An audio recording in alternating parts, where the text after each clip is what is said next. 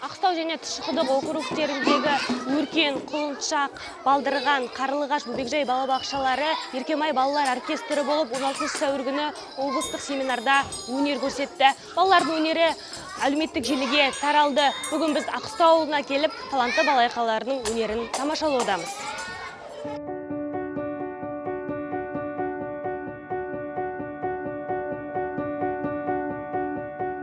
Біз енді балдармен дайындық жасағанда іс-әрекет, оқу іс-әрекетінде балдардың қабілетін қараймыз. Әр баланың, мысалы, әр топта 25 баладан бар ғой. Мысалы, ересек топ матты ойнап отырық. Соның енді 25 баланың бәрін алмайсың, ішінен таңдап, сөйтіп алған оркестріміз. Бүгінгі осы 4 бала бақшадан отырық. Балдарды ойнатқанда жаңағы музыкасын тыңдатамыз, сосын оларға коммуникация ретінде балдармен сөйлесеміз. Жаңа айтады, рух дейтін не дейді, жұмыр қылыш дейтін не деп сұрақ қояды. Біз түсіндіреміз, жұмыр қылыш осылай, біздің ата-бабаларымыз батыр болған, жұмыр қылышпен біздің үлкен жеріміз сақтап қалған, найзамен, садақпен деп жаңа. Олар мультфильмнен көреді, соны біледі екен. Біз рухты айтамыз.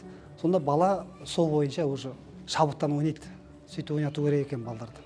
Екінші жаңа Құлыншақ балабақшасы ерке сылқымынан бастайды. Сосын екінші Кербез сұлу деген әнмен алдық. Композиция. Үшінші жаңағы рух пен жұмыр қылышты бірлестіріп шығардық.